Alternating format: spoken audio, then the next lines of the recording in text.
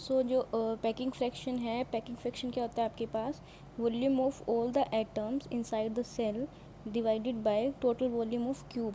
अब this is cube not cuboid. If this cube has side a, तो जो length होगी, ब्रेड्थ होगी और जो हाइट होगी वो सब क्या होगी, इनकी सेम होगी. तो जो वॉल्यूम रहेगा इस क्यूब का वो क्या रहेगा, L into B into H which is a cube. So volume of cube will be a cube. तो we are left with volume of all the atom inside the cell. सबसे पहले हम क्या करेंगे, एक एटम जो इस सेल के इनसाइड है, जो कंट्रीब्यूट कर रहा है इस सेल को, तो जो कॉर्नर पे एटम है ये कंट्रीब्यूट कर रहा है, एक जो इनसाइड एटम है वो कंट्रीब्यूट कर रहा है. तो इसके लिए हम क्या करेंगे, इनकी पहले रेडियस फाइंड आउट करेंगे. इनका शेप तो देखो, जो एटम होगा वो स्फेरिकल शेप का रहेगा और एक स्फीयर का वॉल्यूम क्या रहता है, 4/3 पाई आर क्यूब. तो 4/3 पाई क्या है, कांस्टेंट क्वांटिटी. आपके पास क्या है, आर जो है वो आपके पास एक अननोन क्वांटिटी है, उसकी वैल्यू आपने क्या करनी है, फाइंड आउट करनी है. तो आप कैसे करोगे, देखो जैसे अगर मैं इस फेस सिर्फ फर्स्ट सेकंड थर्ड सिर्फ 3 एटम को कंसीडर कर रही हूँ, तो ये आपको कुछ ऐसे दिखेंगे. If I am considering radius r of this atom, तो ये टोटल कितना हो जाएगा आपके पास, ये इसका पूरा डायमीटर हो जाएगा. ये आर है, ये आर है, तो यहाँ पे 1 2 3 4 आर, ये आपके पास कितना आ जाएगा, 4 आर. अगर आपने कैलकुलेट करना है इन टर्म ऑफ ए, इस जो आपने एक यूनिट सेल कंसीडर की है, अगर उसका साइज़ आपने, उसकी जो लेंथ है इसकी ए कंसीडर की हुई है, अगर आपने आर की value in term of this A calculate करना है, तो आप कैसे करोगे, देखो अगर मैं इसी में लेके चलते हैं, ये एक लेंथ है ओ ए, ठीक है. आपने ये लेंथ फाइंड आउट करनी है, डायगोनल जो लेंथ है, और ये मैं यहाँ पे ज्वाइन कर, ये है ओ बी, ये सी है. अगर ये लेंथ ए है क्यूब की, तो ये लेंथ कितनी होगी, ए. यूजिंग ट्रायंगल लो, यहाँ पे क्या हो जाएगा, अगर आप राइट एंगल ट्रायंगल यूज़ कर रहे हो, तो ये जो लेंथ है वो कितनी हो जाएगी, O C square plus C B square. तो जो ओ बी स्क्वेयर है, this is O B square. हम ओ बी क्यों फाइंड आउट कर रहे हैं, क्योंकि हमें ये लेंथ पता है. ये लेंथ कितनी हो जाएगी, फिर से क्यूब की साइड है, ये भी लेंथ ए है, ये लेंथ आप लोग को फाइंड आउट करनी है. ये हम लोग कैलकुलेट कर रहे हैं बाय यूजिंग दिस ट्रायंगल.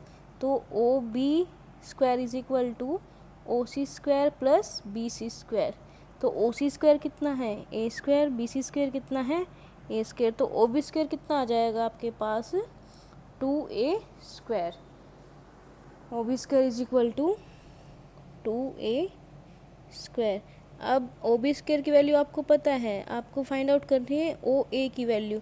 तो अनदर ट्रायंगल कौन सी होगी आपके पास, O A square is equal to O B square plus A B square.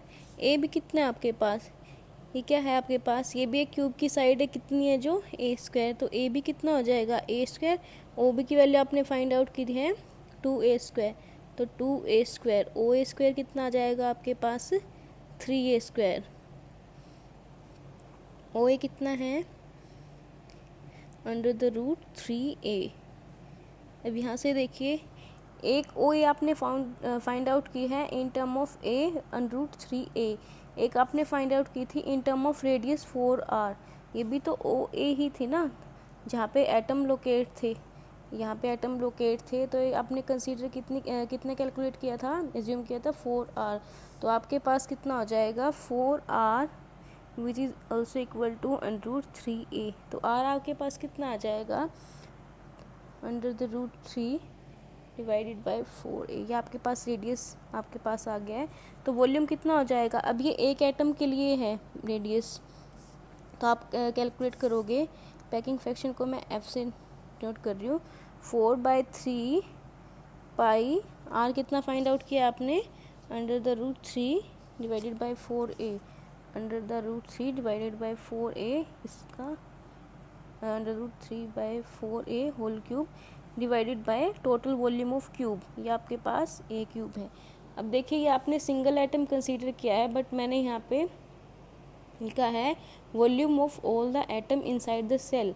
तो वॉल्यूम ऑफ एटम, ये बीसीसी आपने स्ट्रक्चर लिया है, बीसीसी के अंदर आपको मैंने बताया है volume of atom, sorry number of atom per cell कितने लेके चलते हो आप, 2। तो यहाँ पे आपके पास कितने एटम हो जाएंगे टोटल, 2 एटम। इसको आप 2 से मल्टीप्लाई करोगे तो यहाँ से ए क्यूब बैलेंस हो जाएगा। जब आप इसकी वैल्यू पुट करोगे, पाई इज ए कॉन्स्टेंट 3.14, तो आपके पास जो एफ़ की वैल्यू आएगी, आप जो पैकिंग फ्रैक्शन है इसकी वैल्यू आती है आपके पास, जब आप कैलकुलेट करोगे √3 डिवाइडेड बाय 8 पाई, तो एफ़ आ जाता है आपके पास 0.68। जो पैकिंग फ्रैक्शन है वो कितने आपके पास 68%। If you calculate it in term of percentage तो कितना हो जाएगा 68%। तो ये ऐसे क्वेश्चन आ सकता है, why BC structure is considered as loosely bound structure. जितना पैकिंग फ्रैक्शन ज़्यादा रहेगा वो सिस्टम उतना ही क्या रहेगा आपके पास, जो एटम होंगे वो क्लोजली बाउंड होंगे, ठीक है। लेकिन यहाँ पे क्या है, एटम लूजली बाउंड, मतलब नंबर ऑफ एटम क्या है, कम है यहाँ पे। तो आपने अब कैलकुलेट करना है फॉर FCC एंड SC। आपने देखना है उनके अंदर जो पैकिंग फ्रैक्शन है, जो एटम पैक हो रखे हैं इनसाइड द यूनिट सेल, वो कैसे पैक हो रखे हैं। उसके बाद है अब next topic interplanar spacing. Interplanar spacing आपने डार्क रूम में देखा होगा, आपको बताया होगा, एक इंटरफेरेंस रहता है, एक डायफ्रैक्शन रहता है। डायफ्रैक्शन के टाइम पे आप बोलते हो अगर जो प्लेन्स के बीच में, प्लेन्स क्या है यहाँ पे, प्लेन्स के ऊपर आपने एटम प्लेस किए हुए, ये भी इमेजिनरी प्लेन्स हैं जहाँ पे एटम क्या है आपके पास लोकेटेड है। जैसे आप लैटिस को बोलते हो, लैटिस क्या इमेजिनरी पॉइंट्स होते हैं 3D।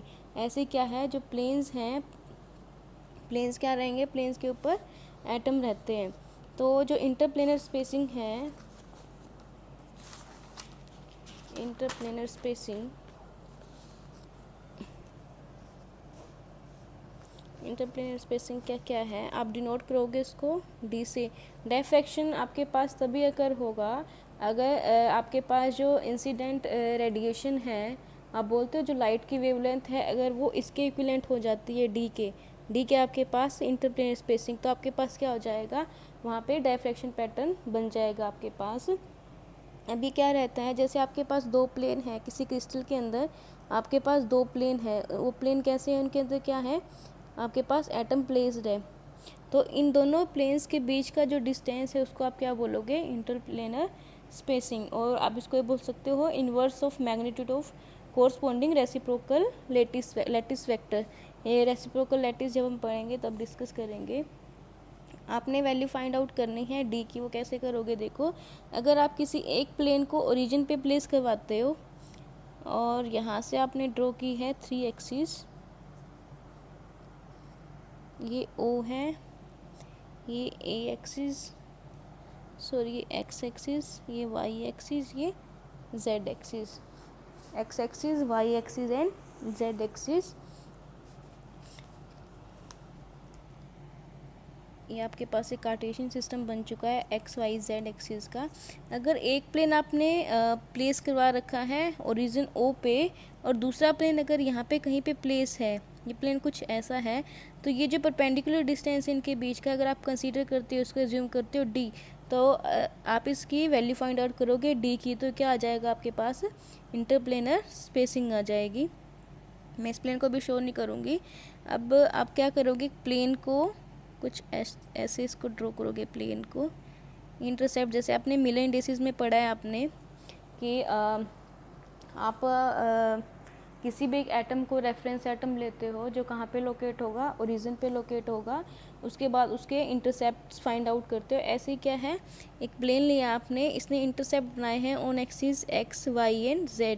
अगर इसके कोऑर्डिनेट निकालती हूँ मैं, X एक्सिस है तो ये कंसीडर करती हूँ मैं, कितना हो जाएगा इन term of Miller indices H/K, 0 0, ठीक है, क्योंकि इस X एक्सिस पे Y और Z के कोऑर्डिनेट क्या रहेंगे, 0।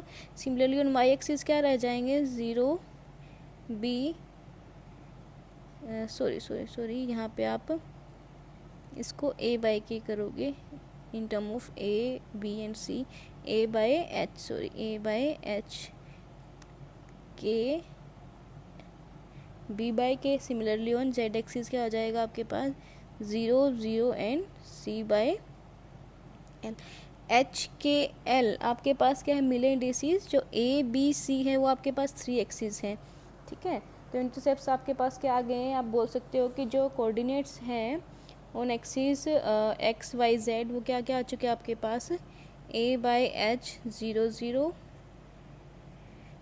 0 b by k 0 0 0 c by L, ये आपके पास कोऑर्डिनेट्स आ चुके हैं। उसके बाद आपने क्या करना है, देखो अगर मैं कंसीडर कर रही हूँ ये एक प्लेन है ओरिजिन पे, अगर मैं एक नॉर्मल ड्रॉ करती हूँ जिसकी लेंथ क्या है डी है, और उसके मैं बोलती हूँ पॉइंट पी है, ये वाला जो पॉइंट है वो पॉइंट क्या है पी, ठीक है। ये नॉर्मल कौन सा नॉर्मल है, जब आप इंटरप्लेनर स्पेसिंग निकाल रहे हो उसका नॉर्मल है, ये वही नॉर्मल है। तो ये जो नॉर्मल है ये तीनों एक्सिस से कुछ ना कुछ, इसको कुछ second,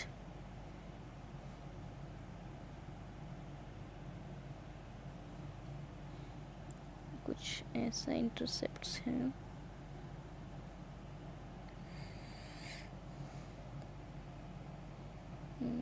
set x y a by h 0 0 0 b by k 0 0 0 c by L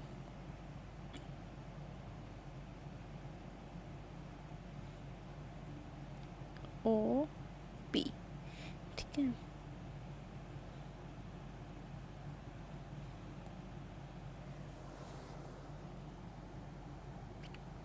देखिए नॉर्मल है जिसकी वैल्यू डी है, जो वैल्यू आपने कैलकुलेट करनी है।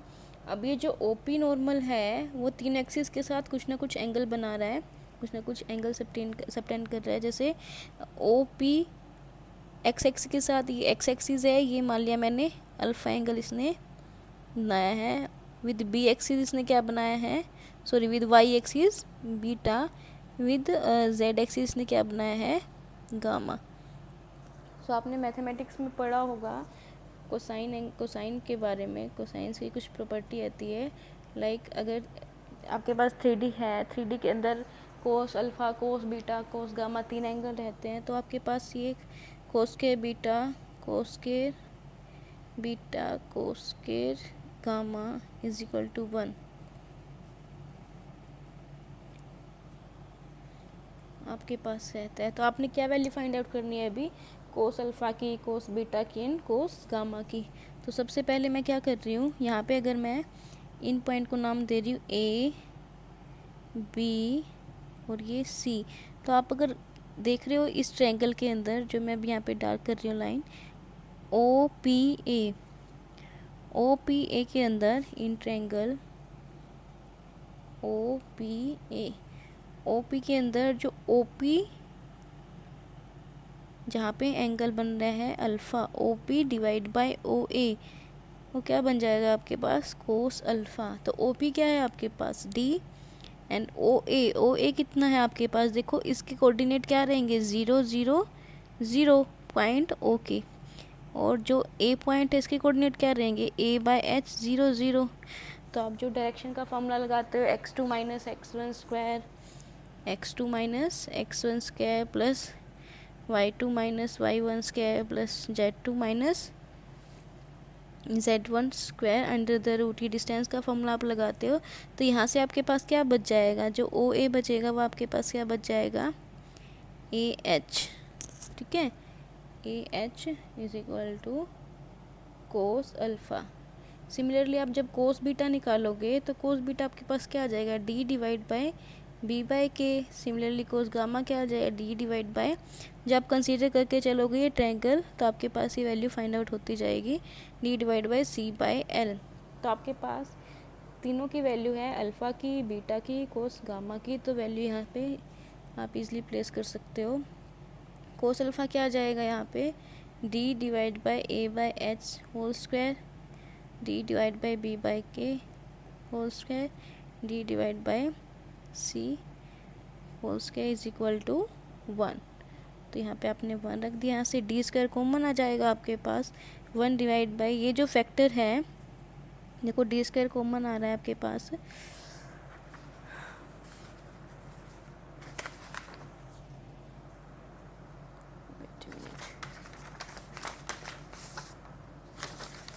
यहाँ पे क्या आ रहा है आपके पास, डी स्क्वायर कॉमन आ रहा है, तो A square divide by H square plus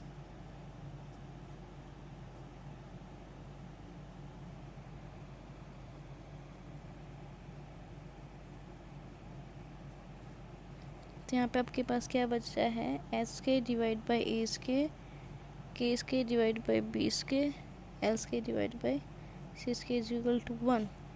D square कितना आ जाएगा, ये एज इट इज़ पूरा डिवीजन में चला जाएगा, H square divide by A square K square divide by B square by C square. अगर स्क्वायर को हटाते हो आप तो k square divide by B square plus l square divide by C square under the root. तो ये आप के पास पेपर में न्यूमेरिकल भी आ सकता है। अगर आपको मिलर इंडिसेस किसी प्लेन के गिवन है in term of this axis कि ए एक्सिस पे इतना है, बी एक्सिस पे इतना है, सी एक्सिस पे इतना है, then calculate the Miller indices, तो आप ये वाला फॉर्मूला आप यूज़ करोगे। उसके बाद आपने एफसीसी का packing fraction of FCC structure, ये आपका असाइनमेंट का क्वेश्चन है, second question of assignment, second question.